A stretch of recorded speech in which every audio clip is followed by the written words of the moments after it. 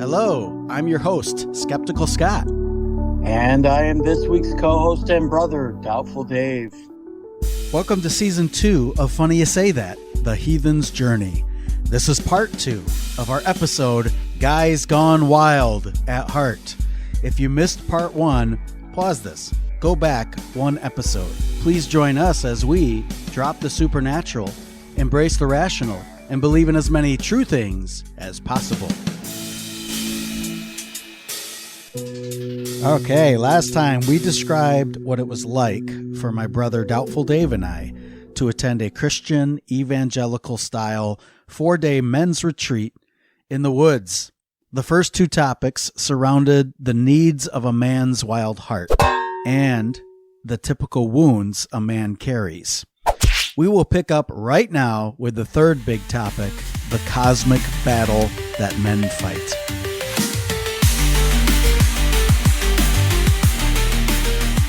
There is an enemy, and his name is Satan, right? The devil. The core question of, is there a God? Yeah, I see how we struggle with that one, but then that question of, is there a devil? Very clear what their message was on that. The first weapon the devil has, according to John Eldredge, is, hey, I'm not here. There is no devil. And if you think there's no devil, then he's already got you. You know, that kind of idea.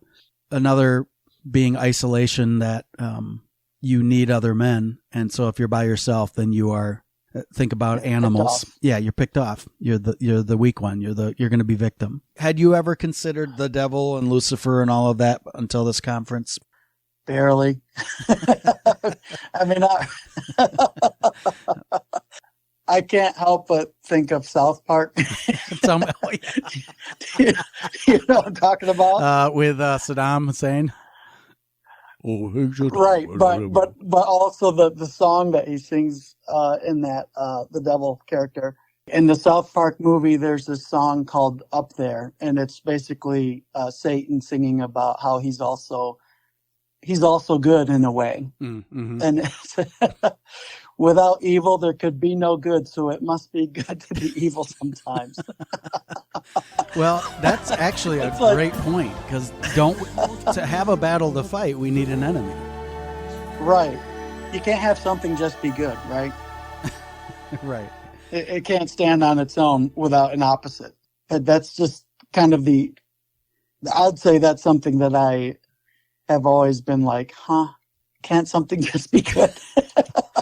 Well, you know what I've said to people before, and this is bigger than just sin or the devil, but the way I phrase it to some, especially online when I'm kind of going back and forth with some Christians, is I'm like, hey, life is beautiful and challenging enough without adding a layer of things we can't see to it.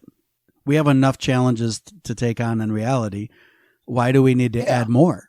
So what I'm hearing is that the devil, and both for you and me really, has been more of a caricature. I've never, up to the conference, I had never seen the devil as a literal figure that is invisible, prowling after people.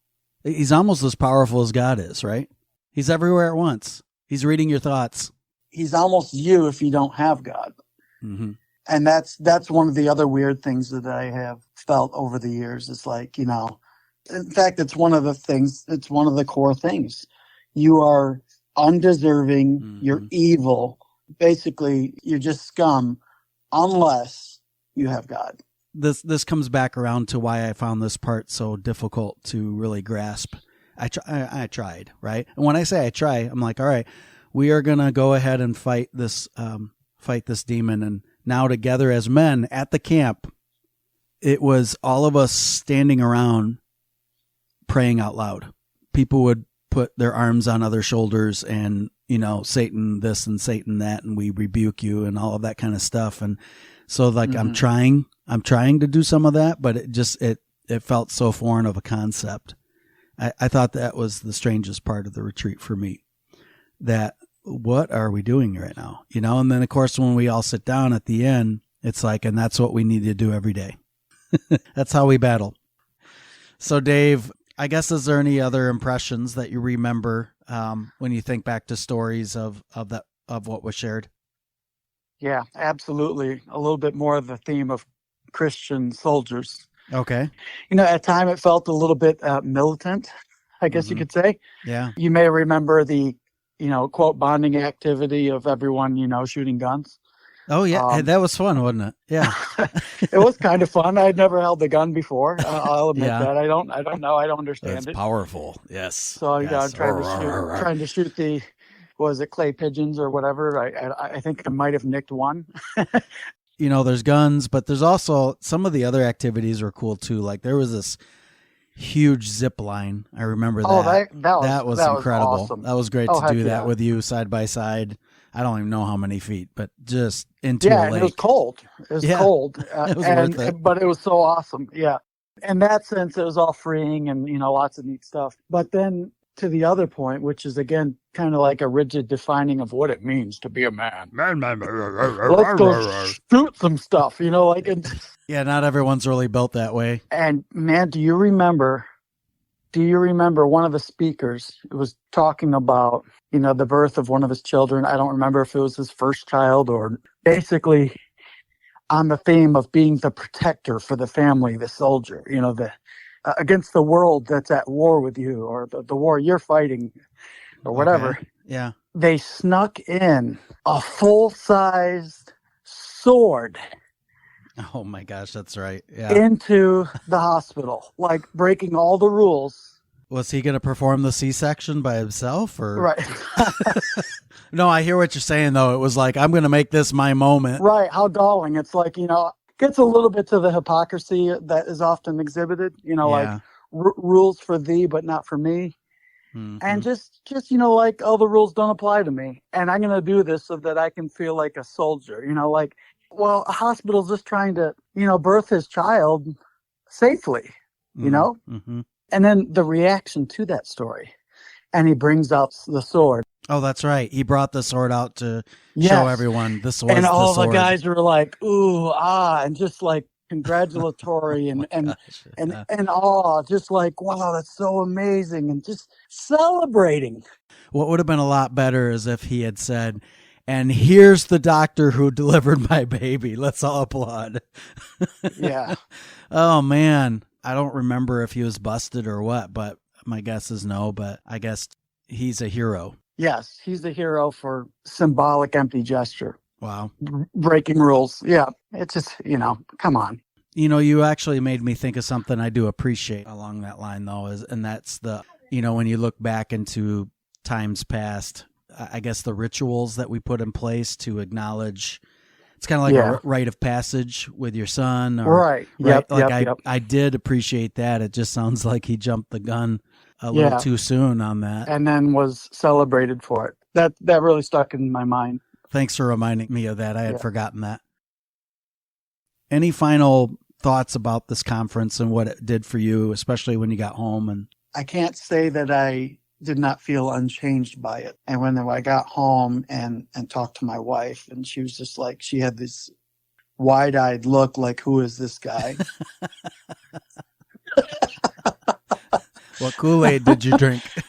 Which at the time I took as excitement, but I think it was...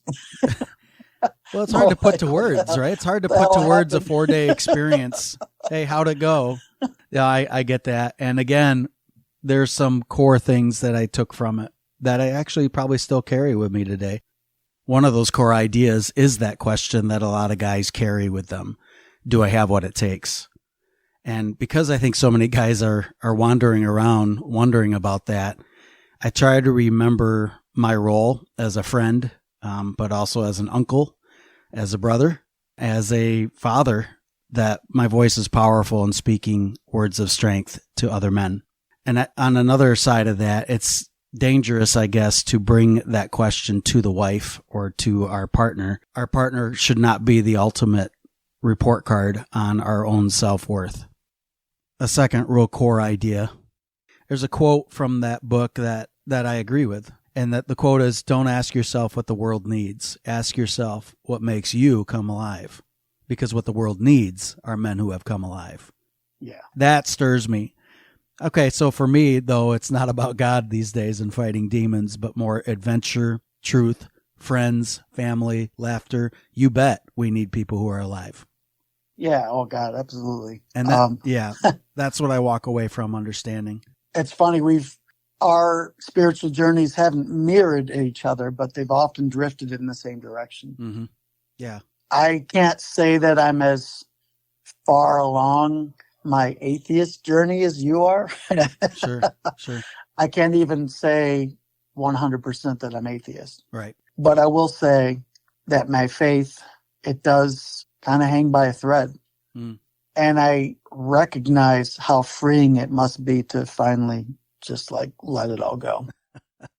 Yeah. So for me, the weekend itself, Wild at Heart, the whole diaspora of Christianity, I can't completely dispose of.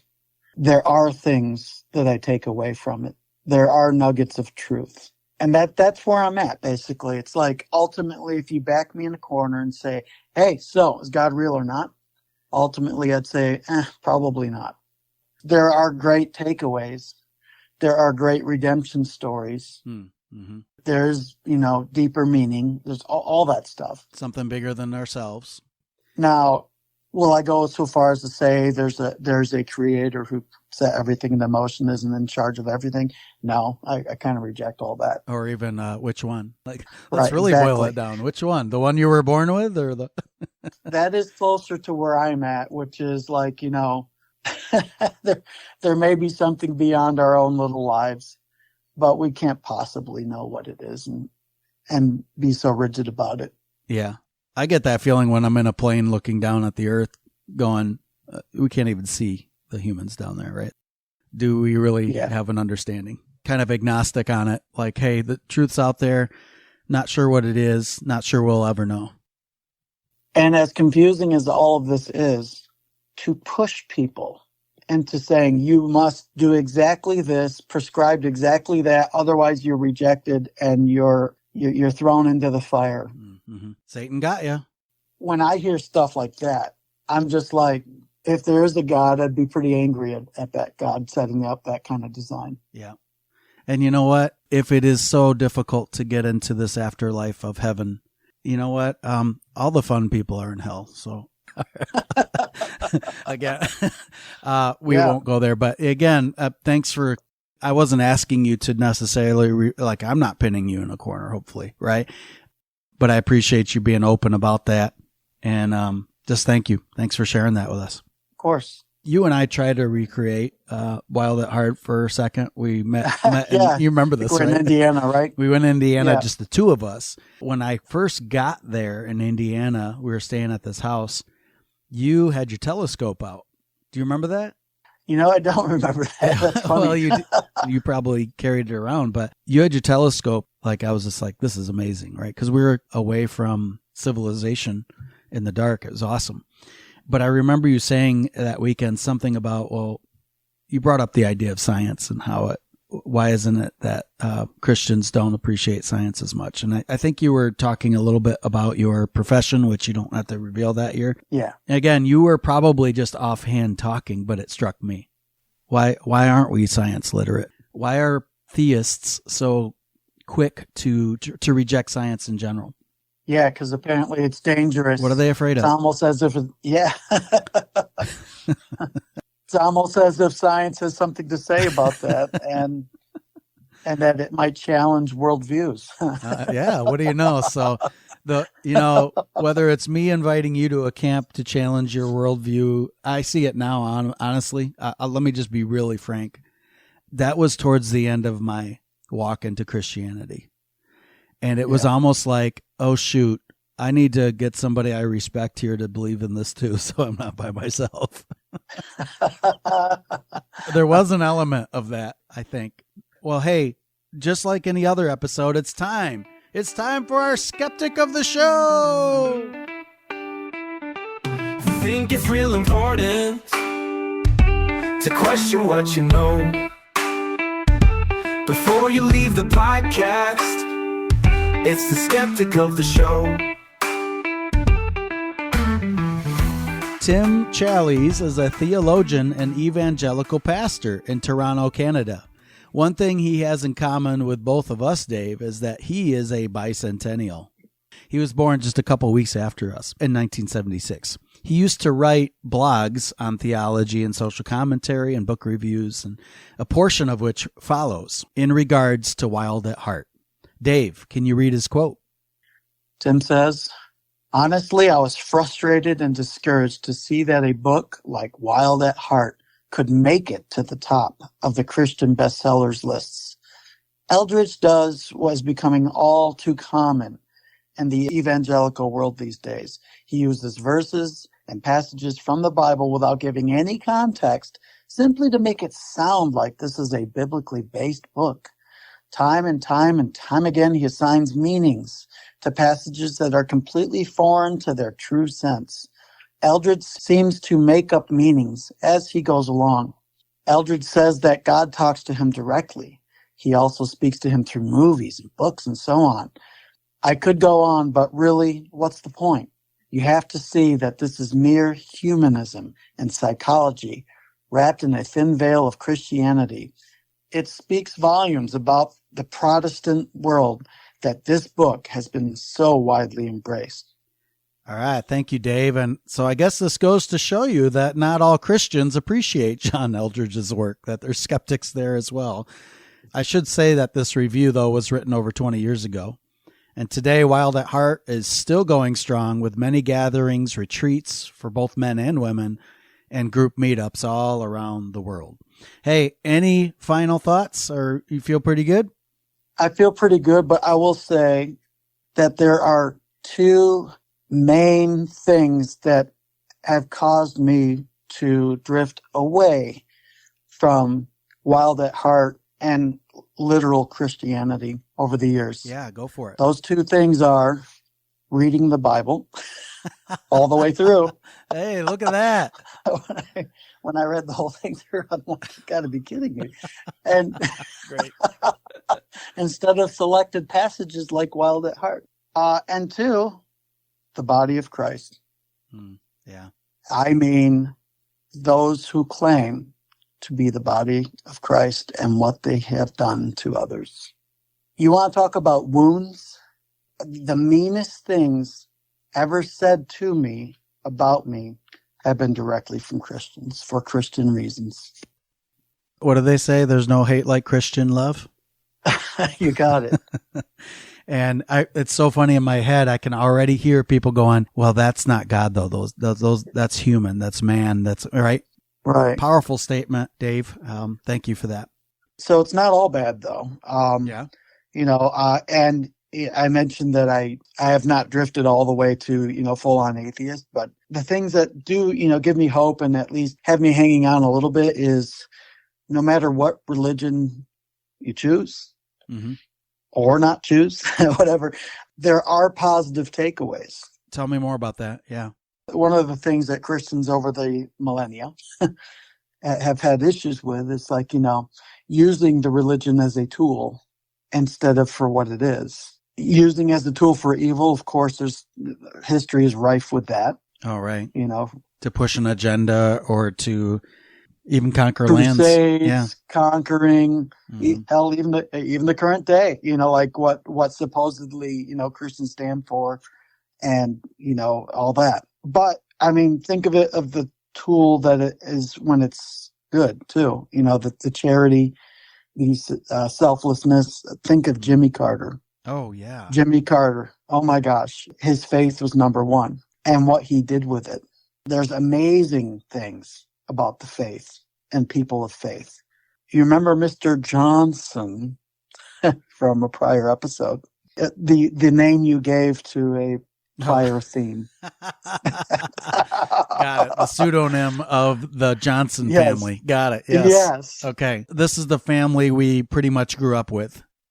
Yes, and many years later, we all got together in West Virginia and did some whitewater rafting. Oh, yeah, I remember that. Do you remember at the halfway point of whitewater rafting and everybody, gets out and has the lunch? Yeah. Yeah, everyone had to wait to get their sandwiches. It was uncertain if enough was brought for the group. Do you remember what Mr. Johnson did? I don't know. I observed this. I don't know if you did. Guess who was last? He was, I'm sure. He very intentionally waited to make sure everybody else was first. And I don't even know if he got a full answer. I have no idea. But that was just him, that I think that was his faith that did that. In action, yeah. And you think of Jesus, the revolutionary ideas that Jesus represents. Yeah, especially for that time. First shall be last, the last shall be first.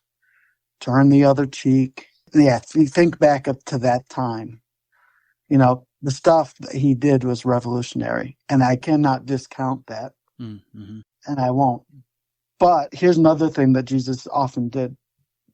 He rejected everything up to. And what I mean is the new covenant.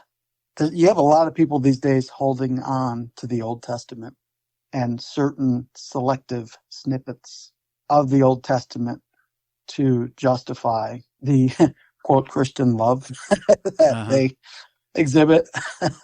The attitudes they have, the hate they express, and the tool that they use the Old Testament for, the ends that they will go to. But think what Jesus did.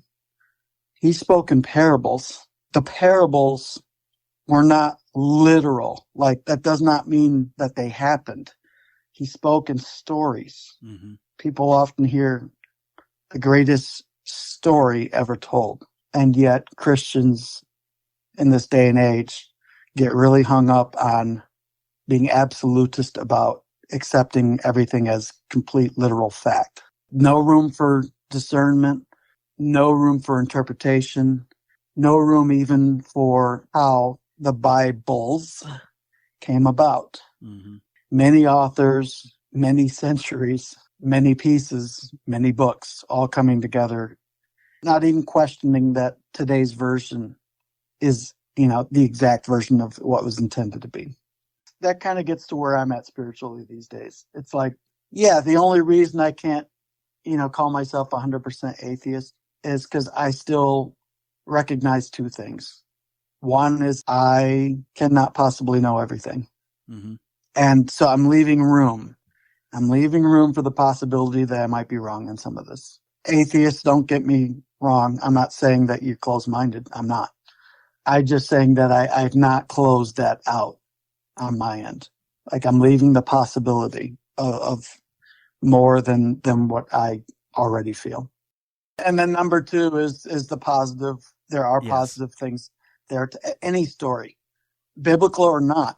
Think of any story, any movie, any of the stories that we like over the years, completely non-religious. Mm-hmm. There's always takeaway positive messages. And that's kind of how I feel about Christianity too. What are we looking for? Yeah. There are positive takeaways. There are things you can learn from. And there's even dogs in the background. Oh, you heard? Yeah. Those could be hellhounds. Yo, right? Yeah. So anything else? Well, the weekend was, at times amazing and all that stuff. Sure. I was also reminded several times throughout the weekend of the use of religion to judge others by. Not to look in the mirror, but to look through a microscope at others and saying others are godless, others are evil, but not me, not our group. Scott, you may remember back in the 1990s, in Michigan where we lived, mm-hmm. a lot of religious folk there. Oh, yeah, sure. And the bare naked ladies was so this is pretty popular. If I had $1 million, yeah. If I had $1 million, yes, okay. Popular group at the time. Shoot me some skeet. I would shoot me some and bring in a sword. Yes, I would. Yeah. All right, got it. Yes. So, the funny thing about that is, as far as religion being used as a tool to judge others and put yourself up, is there were Christian protesters. Uh-huh. They heard there was a bare naked ladies concert. And so they went and protested. They went and protested like little old ladies protesting because there was real bare naked ladies and we must save all of our children from this ghastly evil. Yeah. Well, somebody think of the children. The Simpsons clip, you know what I'm talking about, right? Oh, of course I do. That's what I was Maud quoting. Flanders, Yes. Yeah. Which is what. So it's just funny. Yeah, Like, that is so funny. no idea what they're even protesting, but taking the opportunity to make themselves appear holier than thou. Come back to the whole microscope thing that you were saying. I didn't paint that a little bit more with the weekend. Well, some of the weekend, and much of the weekend, to be fair, was about self-reflection and journaling. That's good. But other parts of the weekend were identifying this world that we're in. Oh, yes. The people we're surrounded by as inherently evil and bad. That right there is probably my biggest struggle with, and I mentioned earlier, my faith hangs by a thread. What little bit I have. And that right there is one of the biggest reasons, because this earth is beautiful. Mm-hmm. This earth is amazing. There is so much beauty in the people, that I've come across. And to just flippantly say, no, this is evil. This is, we're going to arrive at a better place someday, a heaven someday. Oh, yeah. Yeah. A new earth. Where we're at now is evil and wrong. And I'm just... Well, it kind of comes back to where we started in this conversation, that there's an enemy, and the enemy is everywhere but here, in a way. Like we've got to march forward, and we've got to push the light into the dark, or whatever it is, that militant, that soldier that we have to fight. We have to hold up our sword. We have to shield our kids. That's kind of what I'm hearing you say. Yeah. And back to the 80s and 90s music, heaven's a place on earth, right? I mean, if we make it that way. You know what I'm talking about? The you make heaven a place on earth. Yeah, you make heaven a place on earth. That is what more resonates with me. Well, is making heaven a place on earth. Yeah, exactly. Hey, do we want to really take responsibility? Then let's make some changes rather than using this. Earth is not the way I've heard it said. Yeah, the way that attitude is kind of wiping your feet on the earth before you go to heaven. Oh, yeah, so perfect. Rather than, taking care of it, which is disposing of it. Yeah, it's just like, I know it in the Bible. It says we're supposed to take care of it, but stewards, right? Stewards, but I think people take the definition of steward as use it however you want, rather than to protect it. And who knows what the original words were before they're translated and stuff. But there is also the attitude of, you have dominion over the earth, Exactly. And so that some people take it that way, and it's, I don't know, man. Well, so in other words, we have to fight for our dominion. I mean, that's kind of what it comes down to again. I know we're kind of circling around here, but I really hear what you're saying in terms of how it doesn't really land with everyone. And I think the people who kind of like feel like you and I do, as far as like, wait a minute, that's not really the place to voice that. Nope. We've got these speakers. You guys just sit and listen and then go walk out in the woods and journal. You can't challenge it. Not till after the conference is over, when everyone's gone. So, all right. Well, hey, I really appreciate that 12 years later, or however long it's been, we haven't really talked much about this at all. And so just thanks for your honest reflection 12 years later on how you thought about it. For sure, man. Our lifetimes are all moments, where you connect dots. And that was definitely one of those dots. Yeah, for sure. Well, on the count of 3, shout freedom. Ready? 1, 2. No, just kidding. All right. Braveheart. Exactly. Thanks again. Rescue princess locked away. In this land we find our way. Can you help me conclude this episode? Sure. Thanks for listening to Funny You Say That. You can find all of our episodes, show notes, social media channels, and more at HeySkepticalScott.com. Our intro music was created by my friend Jimmy Dells. Any other music or sound effects were provided by our usual guest co-host, Artie Fisher. Have a question? Interested in being a guest on our show? Or you just want to share a part of your testimony? Email my brother at HeySkepticalScott@gmail.com. Drop the supernatural. Embrace the rational. believe in as many true things as possible. See you every first and third Friday of the month. May skeptical thoughts be with you. And also with you. Cheers.